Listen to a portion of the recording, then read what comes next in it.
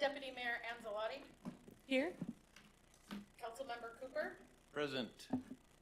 Councilmember Best, Councilmember Tudor, Here. Mayor Carrington, Here. Councilmember Moline, Here. and Councilmember Cantor's not here, so we have a quorum. Okay.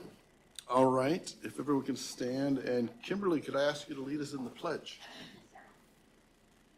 Allegiance to the flag of the United States of America and to the republic for which it stands, one nation, under God, indivisible, with liberty and justice for all. All right. Approval of the agenda. It's a one-pager. Should be simple. Move to approve. Second. Take your pick. All right. Is there any modification needed for the agenda, or it's pretty straightforward? Okay. Is there any objection to the agenda as presented? No? Okay, we'll declare that a unanimous consent for the agenda. And let the record show Mr. Best is here now. All right, new business. City Council interview process discussion. Kimberly Green.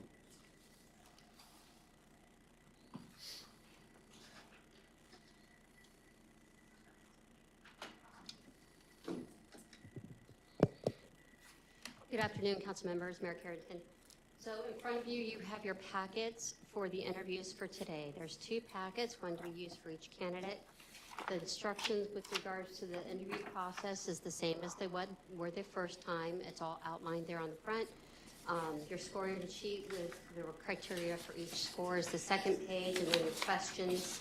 Mayor Carrington will be asking the questions again. If anyone has a follow-up, you're welcome to do so. Please record all information regarding the candidates on your papers and then return those to me, and I'll keep those for our retention guidelines. Does anyone have questions on the candidate packets? So each of us should have two of these then? That is correct. Okay. Councilman Cooper. Yes, sir. I was just wondering, last time we had copies of the questions. Do we get to see what the questions are? They're in your packet. Maybe I missed it. Okay. Thank you. You're welcome. Any other questions of our HR director?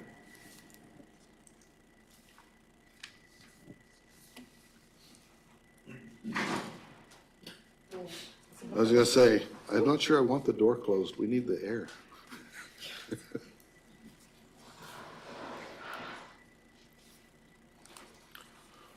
So I guess everyone has two of these, so you can take notes for each one. I was confused why I had two and gave one to the clerk. I give it back. What's that? Would you like to get the first candidate? Sure, if he's here and available. Okay.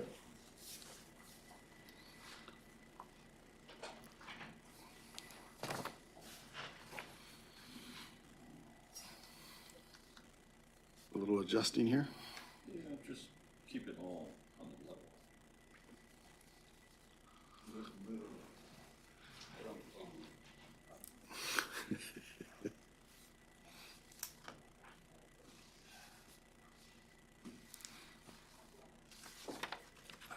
Okay, that's all the instructions.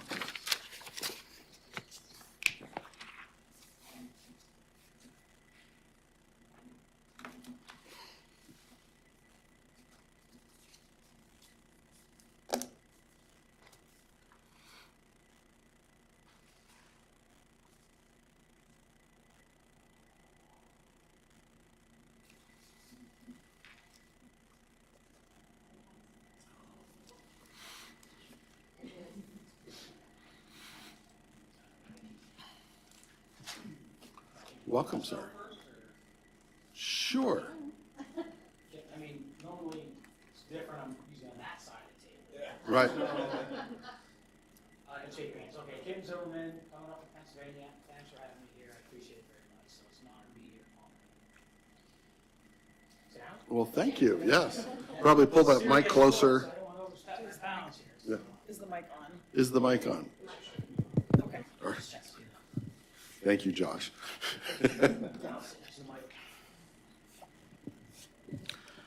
All right. Well,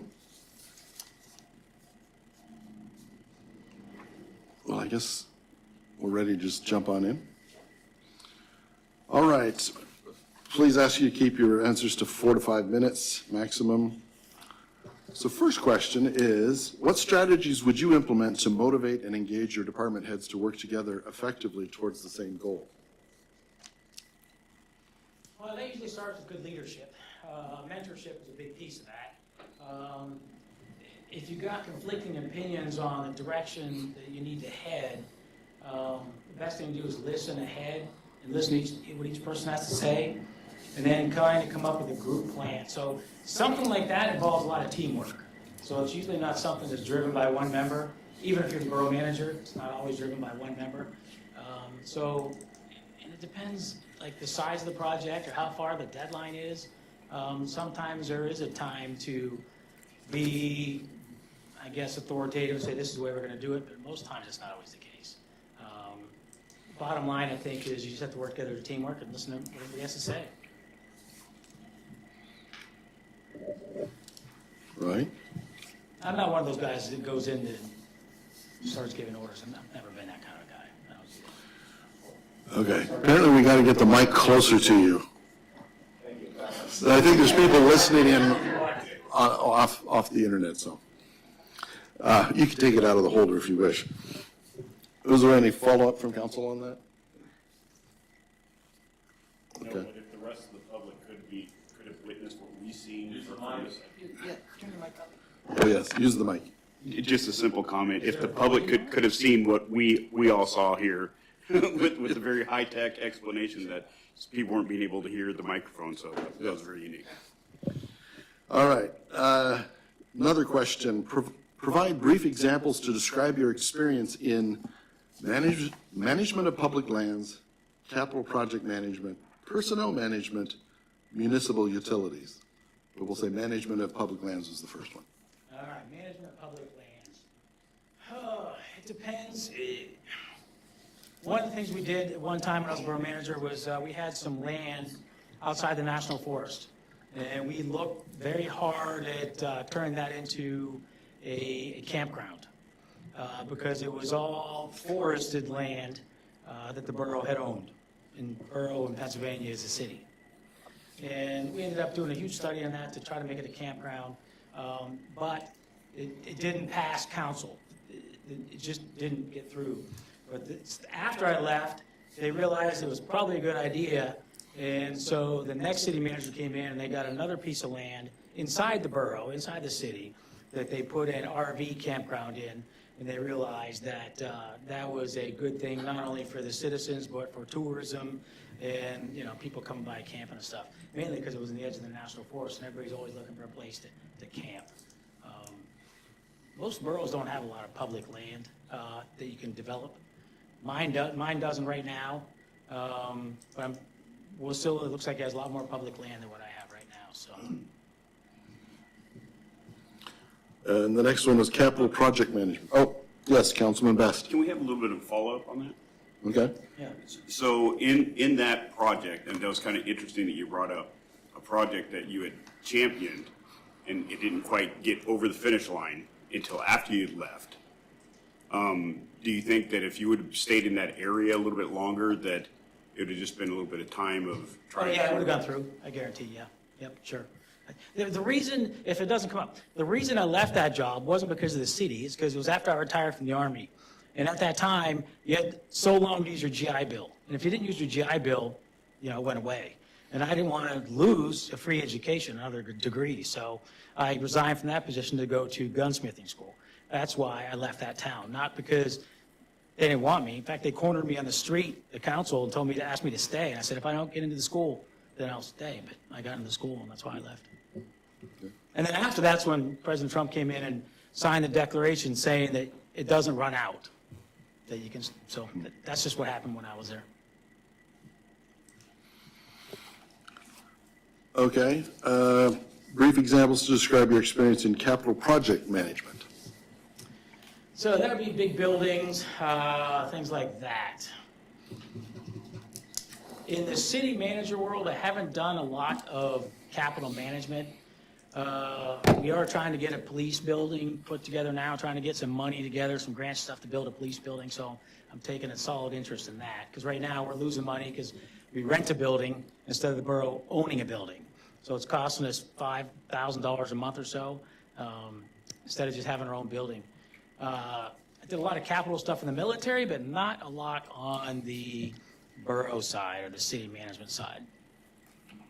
Not that I can't, I've done plenty of real property management and construction stuff in the Army and things like that. It just depends on the city where you're at. When I was in Ridgeway, the city was pretty much landlocked. I mean, everything was out to the borough because they were founded in 1824. And the city I'm in now was founded in 1795. So it has pretty much grown out to the limits, and there's not a lot of space left at all for any kind of development. So. Okay. Councilman Tudor. Thank you, Mr. Mayor. If I can have a follow-up question on that. So did I hear you say that this was the first capital project that you've worked on as far as trying to get grants for? No. Okay. I just put a grant in for our digester. The wastewater treatment plant died. So we put a grant in. I helped my superintendent. We put a grant in for that for over $1 million. That came back denied. So we ended up just putting it out for bid, and we're in the process now, after 2 years, of finally getting it fixed. But we are getting a loan from an entity to help pay for that, yes. But I've got plenty of capital projects from the military and stuff side, just not recently with the borough, because there's nothing to grow into, If I can follow up with that, is the grant experience you typically have is with other government entities, or is it with private, like nonprofits? Just so curious what your scope is. The grants I've dealt with mostly are from the state itself. In Pennsylvania, it's just the way it works. That most of the grants come from DCED, which is Director of Community of Economic Development, or CDBG, Community Development Block Grants. And we do get money from them. But it's always a challenge getting grants, because even all the ARPA money's out there, and I'm probably assuming you guys got some of the ARPA money too, it's not easy to get, because there are so many needs in the state. It's a battle for getting the money. So about 3 weeks ago, one of the state representatives or the state senator's office is in my town. So I went down and talked to her office manager and asked about how they could help us. What do we need to do to get their support on the next round of grants we're applying for? And he gave me specific advice on how to do that. So we're just waiting now for that to open up so we can apply for those grants that are out there. I mean, there's just so many people out there, so many municipalities waiting to get pieces of that money. There's just not enough to go around. It just isn't. But I'm good at writing them. It's just the issue of with the English and all that stuff. It's just an issue of, well, you got to get the political support on some of that stuff. Not always, but you do sometimes. Mr. Mayor. Oh, Councilmember Moline. Thank you, Mr. Mayor. Thank you for being here, Mr. Zimmerman. So when you say that you've written the grants, did you work with a grant facilitation, somebody that could assist you with that? Or you wrote them yourselves? Did you have a team or? Both. Okay. All three, actually. So I've done it myself, I've done it with my superintendents, and I've hired people to work with them to do it as well. So I've done all those. Because, let's face it, not even me, I mean, I'm just saying, you can't be a subject matter expert in everything. So when you need help, you got to ask. So there are people that I've had to ask to help me write these grants. So, trying to do everything by yourself is not going to work all the time. And then personnel management. What was the first part of the question about personnel management? Brief examples to describe your experience in personnel management. Yeah. So I would have to ask, there are so many facets of personnel management.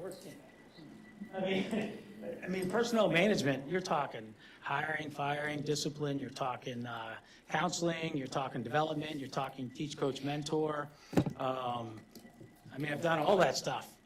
I hate to say it, but is there one specific piece you want to talk about, or something about personnel management that I've walked on a tightrope in the city I'm in now, because we've been in borough since 1795, and the town's 8,500 people, and they never had an HR person until last year. I finally convinced the council to hire an HR person, and it's been a godsend, because all the HR stuff with pensions and health care and everything that goes along with the gamut of being an HR person, we didn't have anybody.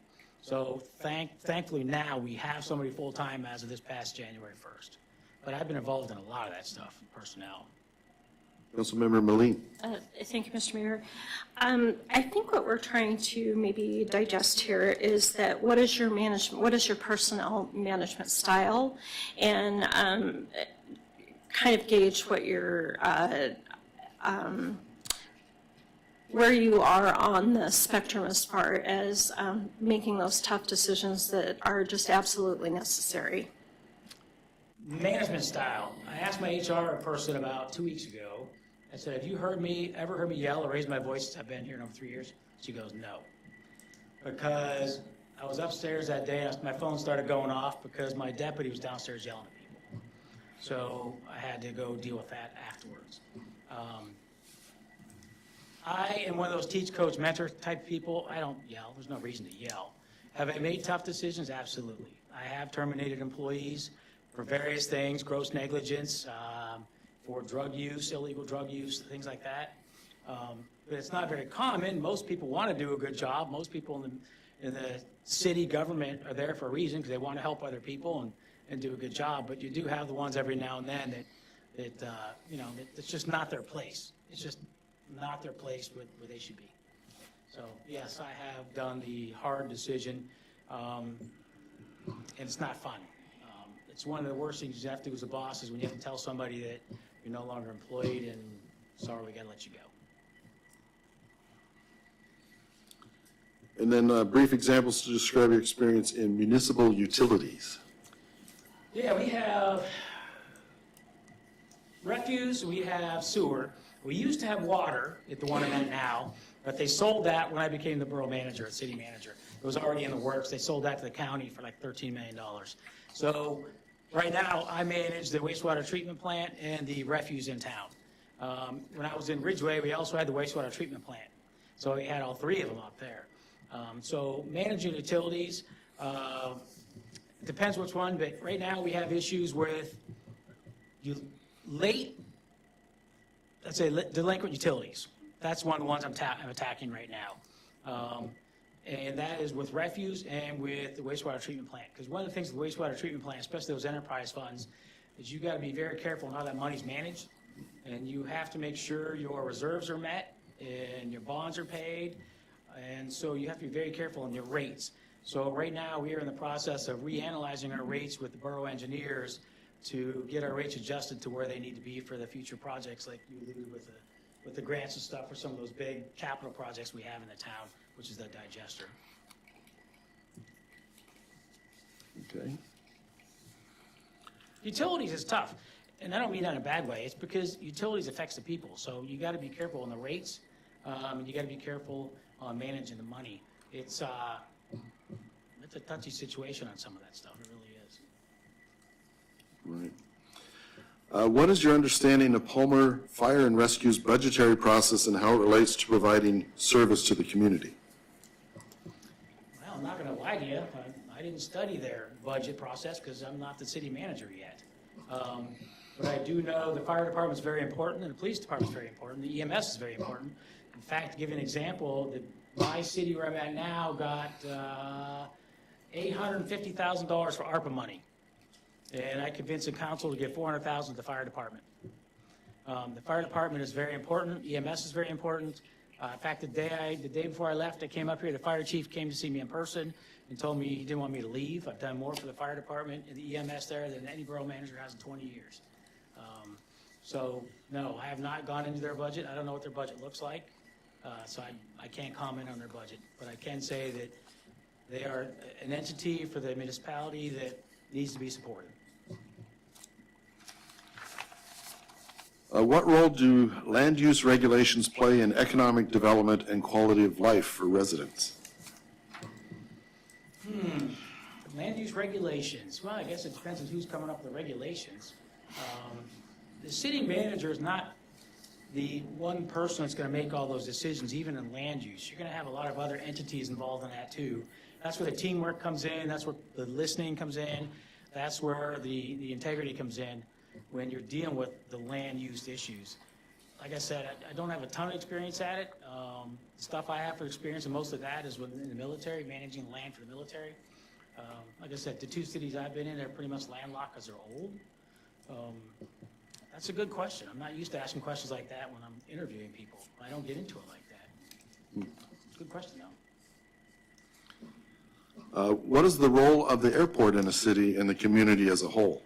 Well, it's supposed to be very important if we had an airport. I know you got one here, but it's very important. It's a mode of transportation, and I know Alaska's very important on the planes. I know how that works with the bush planes and stuff. That I think Palmer should do as much as they can to support the airport. Don't you guys got like aviation day once a year or something like that here, some big event? But the airport to me is very important, just like highways. I mean, taking care of your highways, taking care of your airports is just as important. If you had a train, I'd say the same thing, because modes of transportation are very important to people and economics. Do you have any experience with a federal consent decree? Yeah, I consent you to ask. I don't know what it is. What's the federal consent decree? Is that something I'm supposed to know about?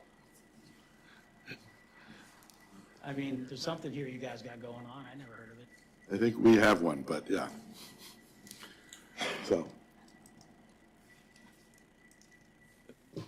Mayor, You guys may I, didn't do enough homework. Councilman may I go Cooper. back one question? I wasn't quick enough on the button. Okay, sure. Our airport is and you mentioned enterprise fund. Our airport's an enterprise fund, Oh, is it? Okay. and you have familiarity with enterprise Yes. funds?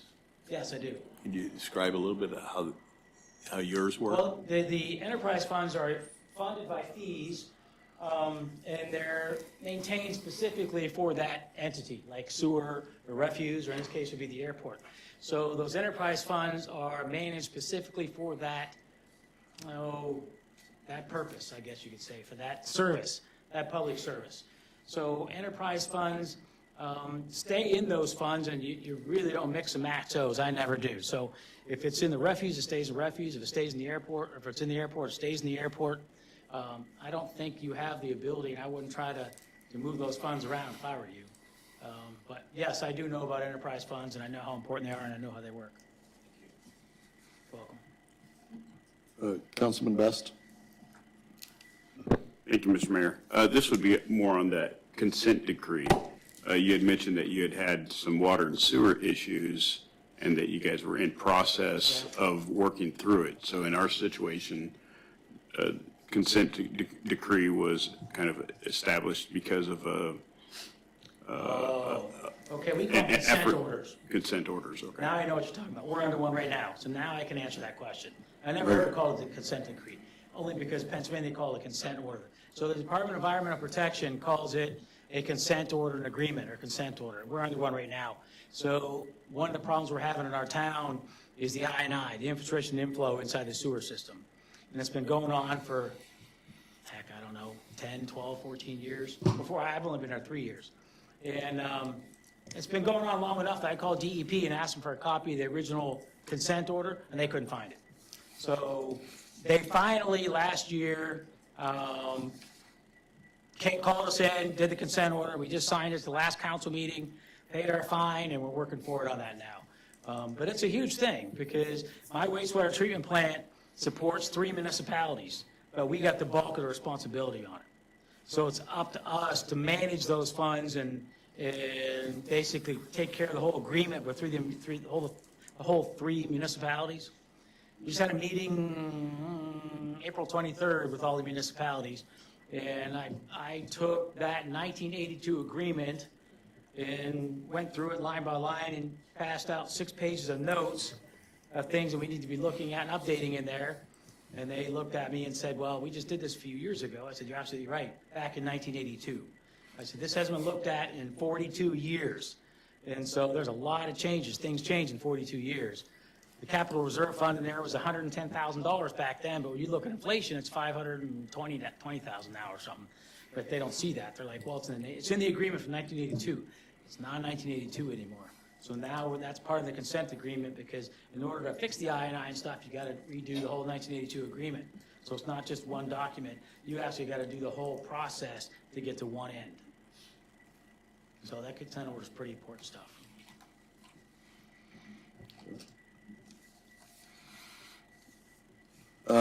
Describe what your first 3 months on the job would look like. Describe what your first year on the job would look like. When's moose season? You know what? I just had a talk with one of my council members about that. So I always say in the first 90 days, you don't make any changes. You shouldn't. If you're coming in the military, my background, okay? You know, whenever they do a change of command, they always say, last thing they say in their speech is, and you've seen these speeches, all policies and procedures remain in effect, okay? Because you don't go in like a bear and start changing things. You just don't. It's just, I've seen, it doesn't work. So me, like I said, I'm not one of those guys that do that anyways. But the point is, my first 90 days, getting to know people, visiting all the departments, attending as many meetings as I can, getting to know the people in the town, the taxpayers. I went to the visitor center today and found out one of the ladies there is from half hour from my hometown. That's my first 90 days, getting on the job, meeting people, listening to what people have to say, listening to what council has to say, because I work for you guys, but I also work for the taxpayer. So that'd be the first 90 days. The first year, when's moose season? I got to get it in there somewhere. But I don't know. I'm not going anywhere, put it that way. But the first year would probably be in conjunction with what the council wants done. I understand I'd be the city manager, but you guys are my bosses, and I work with you, and you guys kind of give me the direction you want me to head. I have no problem with that. So you got to be a follower before you can be a leader. And I have no problem following what you guys have to give me to do. That's not a problem. So you're going to have a lot to say what I do in that first year. So the first 90 days, it's a lot of listening, a lot of attending meetings, that kind of stuff. Councilman Tudor. Thank you, Mr. Mayor. So it's kind of hypothetical with this. Let's say What's the first one? Sorry. oh, sorry, let's just say it's a hypothetical. Hypothetical. So let's just say like the first year on the job and you're getting just different directions from council that are starting to kind of butt heads with each other. How would you prioritize what to work on or wade through that? You got okay. So you got the political answer and you got the answer that works. I work for council as a whole. I don't work for Jim, I don't work for Richard, I don't work for Carolina. I work for council as a whole. But what I found out is, for the most part, if the council member comes to me about an issue, 9 times out of 10, it's an issue that's, it's a common sense issue anyways, and I can work with it. It's not a problem. You just have to be careful on some of that stuff because council is as a whole is a boss. It's not individual council members. You know what I mean? So I've been very good at working with councils. I've been very good at it. And I've also been very good at working with them individually. Because you can do that too. You just got to be careful on what you do because of sunshine laws and Robert's rules and all that kind of stuff. But usually I have no problem with council members, even one-on-one. I mean, sometimes after a council meeting, I'll go eat breakfast with 1 or 2 of the council members just to talk about the meeting or whatever, because I found out that one of the key pieces to success with council is communication. And I'm not one of those persons that hoards information, if you know what I mean. It's amazing how many people like to do that. I think they think knowledge is power, but knowledge is only power if you get it out to the people, let them know what's going on. Because if you don't tell the people what's going on, they're going to make something up, and then that's going to become the truth. I'm telling you, the people, if you don't tell them what's going on or just inform them, they're going to make something up, and then that's what's going to be the truth, and you can't get past that. I've seen it. I've seen it.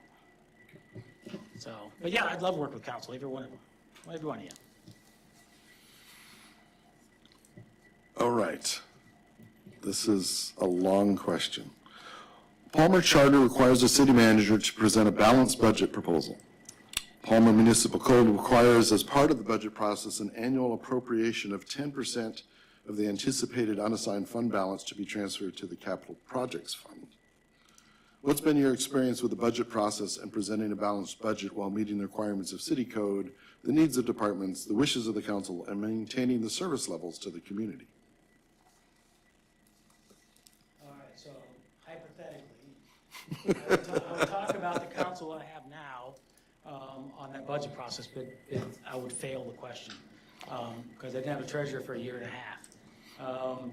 So where's Gina? There she is. So there's my go-to person right there. I would sit down with her, and we'd schedule the meetings, and we'd actually, the first thing I'd do is I'd sit down with Gina, because she's got the knowledge on it and experience, and I would listen to what she has to say. And then, from there, I would probably sit down with council. I don't know if you guys have committees, finance committee, personnel committee, that kind of stuff? Do you have committees set up? No committee set up? So I don't know how, I'd sit down with some of you guys, I guess, and figure out what your goals are of the budget. And then you gotta sit down with each director, because each director is gonna have a say as far as what they need for the upcoming year, 2 or 3 years, because you got the 25-meter target, 300-meter targets, et cetera. So it is not a one-sided decision dealing with budget, because you gotta take into effect, you got the enterprise funds, and we already discussed that. That's huge there. That's something you can't mess with. Then you're gonna have your tax money, or your general fund, and then you're gonna have any other money comes in, like your ARPA, relief money, whatever.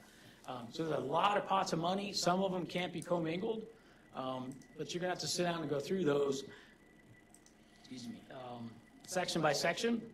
And you also have to prioritize what is needed, and what is not needed, what's a must-have, what's not a must-have.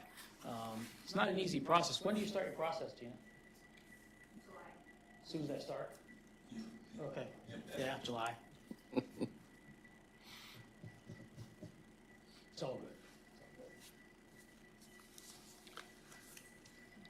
good. All right. How would you describe your management style? Now, hypothetical? You know what? My staff love me. They don't want me to leave. They want me to leave Lewistown, but they know I got to get back to Alaska, and they know I want to come up here to Palmer. I'm very easygoing with my staff. I am honest, forthright. I listen. I have no problem giving directions. I have no problem listening either on that kind of stuff. I don't know. I teach, coach, mentor. I'm not a guy that comes in barking orders and that kind of thing. I just don't do that. It's not necessary. I mean, I probably did it when I was a second lieutenant, but you learn quick not to do that anymore. So my overall, I'd say my leadership style is very mild-mannered when I need to be. I've fired people though, and I don't like doing that. That's not fun. So, I mean, I'm an open book. I'm not going to lie to the council ever. And that's the way I am with my employees. I'm totally honest with them, and I'm straightforward with everybody, even the taxpayers. Man, that's the last person you want to mislead or anything as a taxpayer. That's one of my, I don't know how you guys are about customer service, but customer service to me is probably one of the most valued assets a borough manager or city manager can have. And I try to return every phone call, every email, every question, and if they write a letter, I'll write a letter back to them. And that drives me nuts when I try to get a hold of somebody and they don't call back, or they don't email back, or they don't respond. It drives me nuts, because I don't know what gives you the right to do that. I mean, when you're working for the taxpayer and you're working for the citizens, I mean, that's what the city manager is for. So customer service to me, that's one of the questions I ask when I'm hiring somebody. Is the customer always right? The answer is no, but you try to make them feel like they're right. I mean, there might be something there that you could make them, get an understanding of what happened and make them feel like they're right. But I guess that's my leadership style. Customer service, I guess, is one of the big things for me. It's very important. Councilmember Moline. Thank you, Mr. Mayor. So now you're speaking my language. So, these interviews are all about kind of dissecting you and kind of trying to get to kind of the nitty gritty here. So kudos on that, because I do believe that everybody is a customer, right? Really, if you get down to the nuts and bolts of it, everybody is a customer, and how you treat them I agree, is, 100%, it's very important. But what I would like to hear a little bit more about is maybe perhaps an opportunity that you had with your those that you had an opportunity to employ or oversee, is where maybe there were pockets of people who maybe weren't identified as human assets that really were contributing to the growth of the, of the city, or in your case, the borough. And how did you maybe foster promoting, and I would like to hear a little bit more about that, about people who weren't maybe identified as promotional material until you came along and you saw their work ethic and you saw how the work that they were doing, and maybe had an opportunity to promote them within. So you're talking about my employees, basically? Yeah, I am.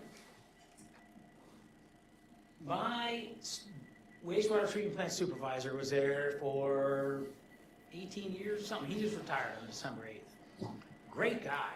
I mean, I actually wrote up a contract for him to be my consultant for a while until the other guy got on board and got trained. And then he retired, and I haven't heard hair from him since. He just left. I didn't know that was the way he wanted it, but that's the way it was. But his deputy was a guy that was maybe there 14 years. And a lot of people didn't want to see him get promoted to that position. And at times I had my doubts too, because you guys got a union here?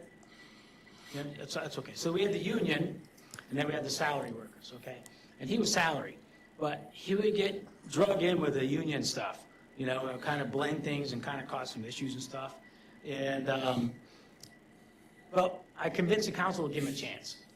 And he's been great. He has been super, one of the best employees I got right now. He's a guy that I've been doing the grants with, working on the money for the digester, with the I&I. He has been great. All he needed was a chance to shine without being under somebody else's thumb. And I've had several cases like that.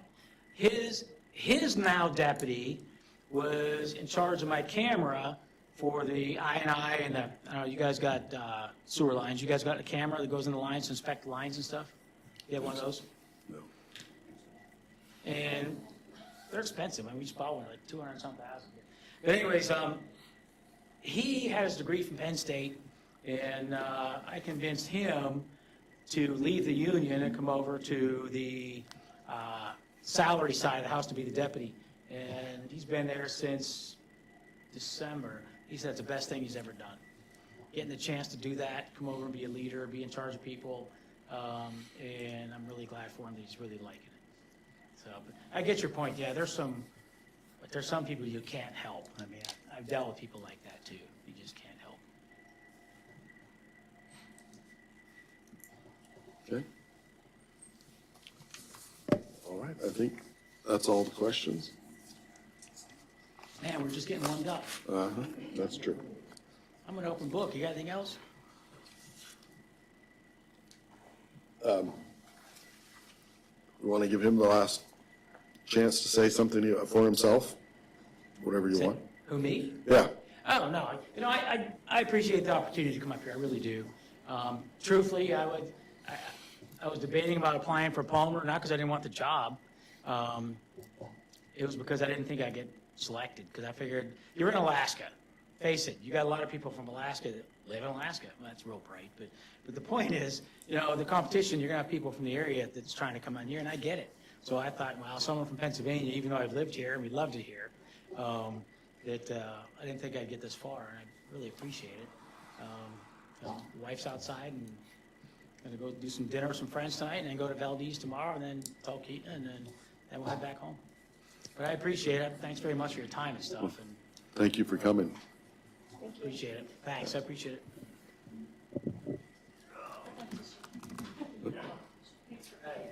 Yeah. My sister said, find me a job out here. He wants to follow me, so I'm going there.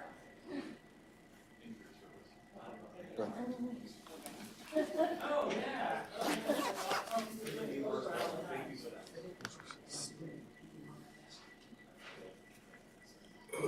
Yeah. No. You got the short tape. What? It was funny because I sat down. It was after a little bit. And then it slowly goes. But you can feel it in the chair too. It's like you can feel it. It's like. Oh no!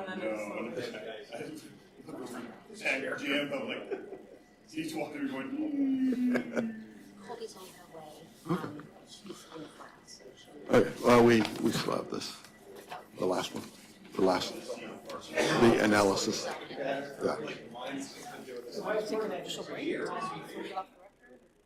Sure. turn the mic off. We'll take a break now.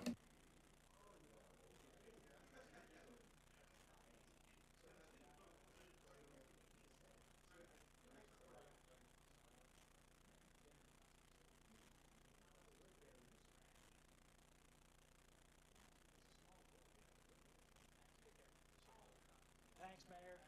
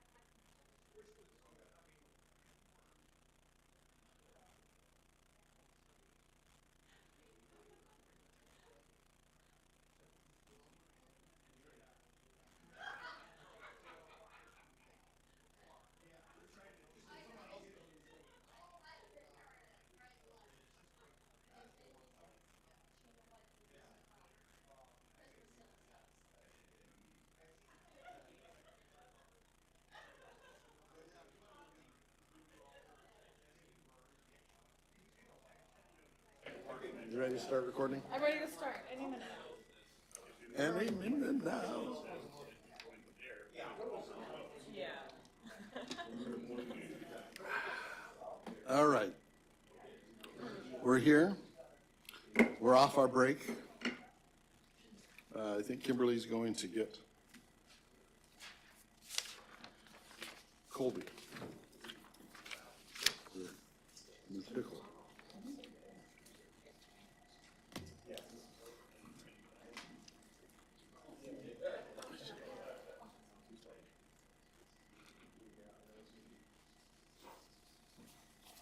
welcome.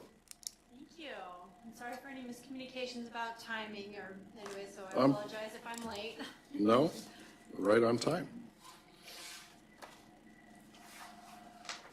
Okay, so we have some questions. What strategies would you implement to motivate and engage your department heads to work together effectively towards the same goal? First, I'd evaluate the department and the heads and the personality styles of each department head. Motivating an individual is very unique to that individual. Yeah. Motivating individuals is very unique to that specific individual. Motivates one person doesn't necessarily motivate the other. I'd find out that individual's specific motivational drive and meet that and then proceed forward with that. Do you want me to, we need a little closer. There's people listening. Is that a good answer, bad answer? Okay. He's the IT guy, and he's keeping an eye on the guy that's getting it onto the local radio. All right. So, Mr. Mayor, Yeah, yes, Councilwoman Moline. thank you. Maybe perhaps we should start over, just Start because I again? feel like in all due fairness, we need to let her get back up on step. This is part of the Apologies test. to you. We didn't know there was a test. So again, Yes, no. what strategies would you implement to motivate and engage your department heads to work together effectively towards the same goal? That's a great question. So each individual is unique in their motivation and what makes them productive. I'd find out that person's specific motivation and work towards that. Some people like our more collaborative process. Some people have different specific things, monetary, whatever that is. Working with people and working to know what their specific skills are to motivate them to do a good job, that's where I would start. Okay. Is there any follow-up from council? Okay. Provide brief examples to describe your experience in management of public lands, capital project management, personnel management, municipal utilities. So provide brief examples to describe your experience in management of public lands. Public land, so right now, part of my current portfolio is all the enterprises and utilities for the municipality of Anchorage. And one of those projects is the Port of Alaska Modernization Project, which is a large chunk of the Ship Creek area and downtown area in Anchorage, which feeds 90% of the state. I manage that entire project. It comes in about $2 billion so that the state can have a secure infrastructure and food security for about 75 years is what I'm doing, or is what the projected lifespan of these new terminals are. Other land areas that I'm managing also include Merrill Field Airport. And right now, there aren't current plans to expand, but we are working on the airport layout plan, which includes areas that we could look for acquisition to either extend the runway, possibly put an FBO into the airport, or do anything else that makes sense for the direction of the airport or the direction the current administration would like. And then what was your other aspect of the question? Capital project management. Well, the capital project management, I could go back again to the port. I am the program manager. The only person that's above me that can override the decision is the mayor. And so we are in the North Extension Stabilization Phase 1 right now. We just had a great meeting with Marriott, the Corps, and we are looking to break ground on that stabilization phase in the coming weeks, like within 3 weeks. And that is the trajectory for the major $640 million cargo replacement terminal that is scheduled to be finalized construction-wise in 2027. Not everything will be commissioned, but we will be able to offload goods by 2027. So that's my construction background for that particular one. But I also do oversee stuff at the landfill for solid waste services. Underneath my leadership, we also finished the new CTS building in town, which is the new central transfer station. And then we are looking at for other options for the old admin building to do like a green renewable energies, recyclables, plastics, and kind of repurpose that area. And then also personnel management. Personal management, I don't micromanage. I let directors apply their subject matter expertise. When I do have to step in, it's generally because they're either not performing or there's an issue or they're coming to me for advice and I will give my advice back or my counsel back. If I do have to step in, it's maybe also because they don't have the backing that they would need or the confidence they would need to make a major decision that would affect the department or the municipality as a whole. But generally, I like to let people do their jobs. And then municipal utilities. Municipal utilities, all of my experience is Anchorage Water, wastewater utility, solid waste services, so that's refuse and disposal for the Anchorage Regional Landfill, the Port of Alaska, Merrill Field, all of public transportation, which includes anchor rides, and then transportation inspection, and then I also do the Anchorage Hydropower. And I've been acting Anchorage Hydropower since I took, the position's never been filled since before the current administration took office, so I've just been in an acting role in that one. And I'm currently acting Merrill Field manager as well. Is there any follow-up from council?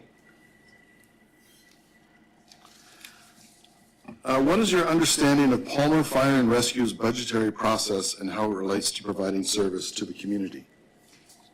My knowledge of your specific budget is very little. I don't know how it is funded, whether it's through property tax dollars or as the borough as a whole. I do recall a conversation at the last interview that you were looking to seed, so I'm assuming you're getting some funding from the borough as a whole. But as far as the specifics, I haven't looked in line on that. Okay. Any follow-up from council?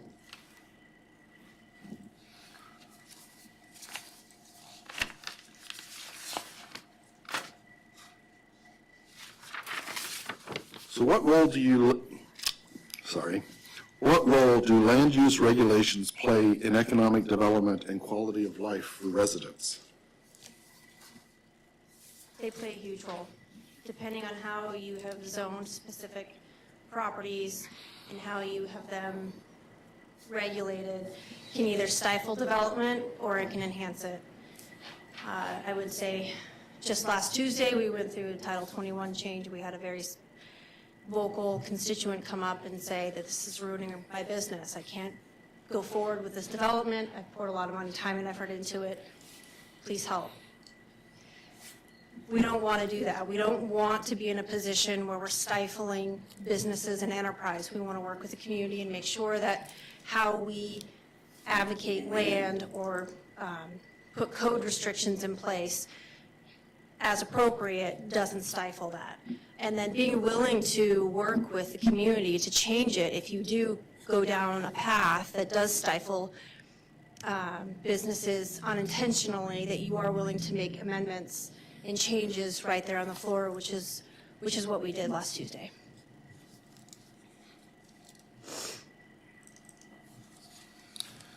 What is the role of the airport in a city and the community as a whole?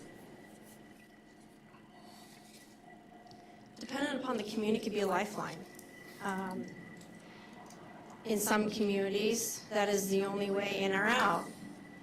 In a community like Palmer, you have a little bit more flexibility being on the road system, but it also is a lifeline for the people that, if you have medevac resources, can get you into a higher level of care faster and quicker. And it also can create and generate businesses for the on-field businesses that may or may want to come and be there.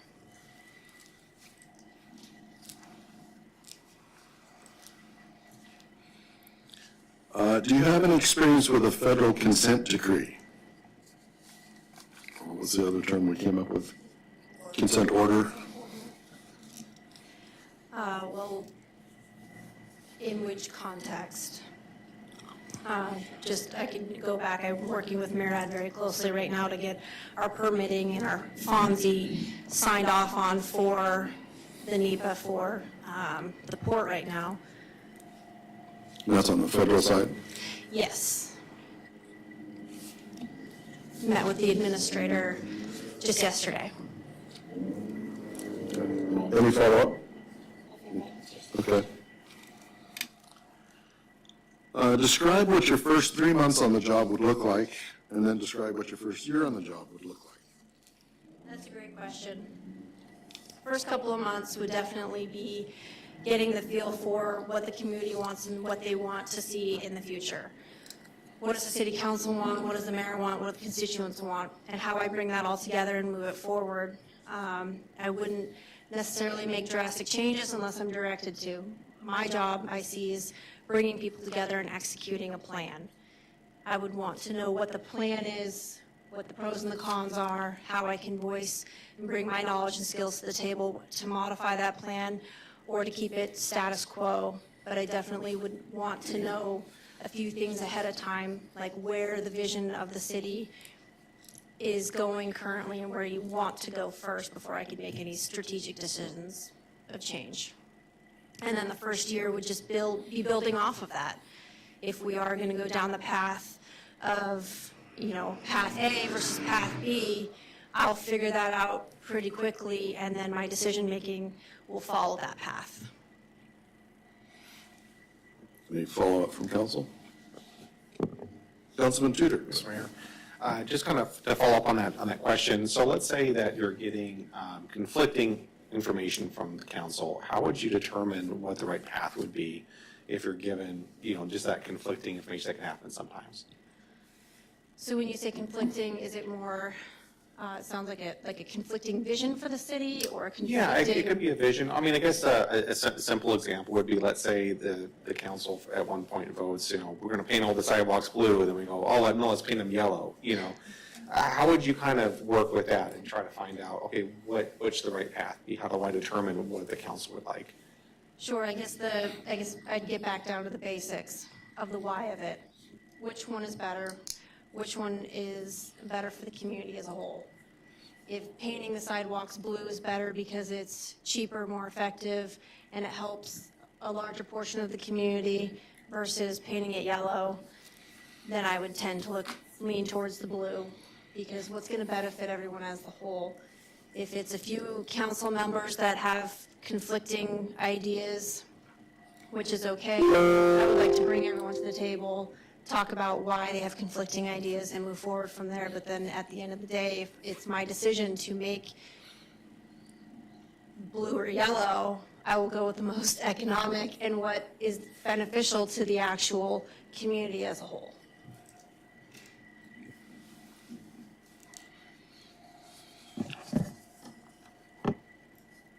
The Palmer Charter requires the city manager to present a balanced budget proposal. Palmer Municipal Code requires, as part of the budget process, an annual appropriation of 10% of the anticipated unassigned fund balance be transferred to the Capital Projects Fund. What has been your experience with the budget process and presenting a balanced budget while meeting the requirement of city code, the needs of departments, the wishes of the council, and maintaining the service levels to the community? So each year in my role as deputy municipal manager, I am required to present a balanced budget in conjunction with the municipal manager and the mayor to the assembly. So I work with the specific department heads that are currently directly underneath me, and then also I participate in every other budget discussion as well. And we go through and we look at budget requests, budget revisions. Some get approved, some do not. And then we ensure that throughout the year I have budget check-ins with my departments to ensure that they are staying on track. And if there are any issues or anticipated issues, that we are informed right away so that we can mitigate the impact to the budget at the end. Because the last thing we want to do is come before the assembly or the city council in September and say, hey, we ran out of money. We want to make sure that people are well informed of why we may not meet our budget or why we are meeting our budget, and simply is staying on track of it, on top of it. Any follow-up from council?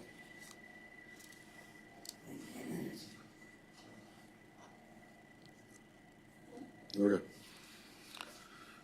How would you describe your management style? management style is fluid. I have some directors that prefer in-person contact every 2 weeks, and others, they don't mind having a Teams meeting every 2 weeks or every 3 weeks. And I've got directors that have my cell phone that can call me or text me if they have issues. My door is always open. If we have a standing meeting every 3 weeks, but I need to speak with a director or they need to speak with me, they know that they can call me and say, I need to talk to you right now. And we address it as soon as an issue or something positive. They want to do a press release because they're proud of an accomplishment.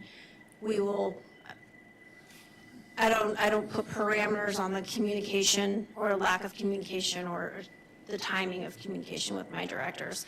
I let them do what they need to be doing, open door policy, and then we modify things as things come up. So I would say it's a fluid style. Any follow-up?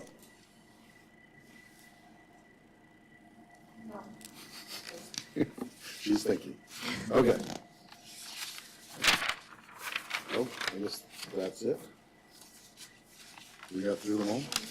Yeah, do we have What's that? can we make a comment to Ms. Heckle if appropriate? I don't know. What, I think I had talked with HR specifically, Okay. and she had said that we could, Okay. if that's okay. okay. Okay. So, Ms. Heckle, I just kind of want to go off record here of what we would normally do, because I think that some of my experiences this week have been a little different than normal. Whenever I've hired somebody or, had to do the opposite of that. But specifically speaking about hiring somebody, we oftentimes have to reach out to get feedback. Something that I found really incredible this week, and I didn't want you to leave here without knowing this, is that multiple people who I respect in the community reached out to me to say how incredibly proud they are of you and your integrity and your the experiences that they've had with you as an individual. And regardless of what happens here, I don't want you to leave without knowing that, because I think that speaks just volumes about your character. And so I really appreciate that you've come before us and opened up your request to be interviewed. So much appreciated. I really appreciate hearing that. Thank you. That one way or another, I appreciate the opportunity to sit and interview, and I appreciate that. I don't know who said it or when, why, or whatever, but I think that's it. Thank you. I don't know if you have any comments that you want to make, just in case we missed something we think we need to hear about. Well, it's a very, it's an honor to be brought back a second time. I do want to say that, and I do want to reiterate that my professional goals and my professionalism has always been around integrity, ethicals, morals. I hold those to the very highest standard. There's nothing above me. There's nothing below me.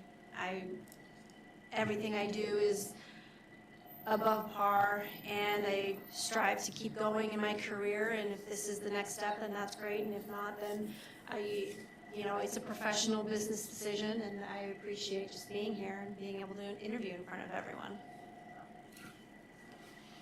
Thank you. Thank you.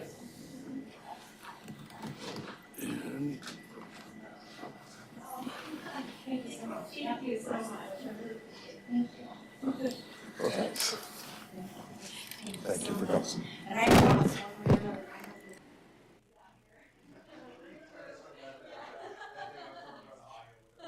That's okay. I was like, this is like up, down, that. Like, talk about instant feedback. Yeah. All right. So now we're up to executive session. What's that? Yes. Mr. Mayor, I move to move us into executive session. Second. Okay, and that's, what's that? Roll call vote? All right. Madam Clerk, if you could call the roll, please. Deputy Mayor Anzalati? Yes. Councilmember Cooper? Yes. Councilmember Best? Yes. Councilmember Tudor? Yes? Mayor Carrington? Yes? Councilmember Moline? Yes. All right. So we'll take a few minutes to, I guess, get set up.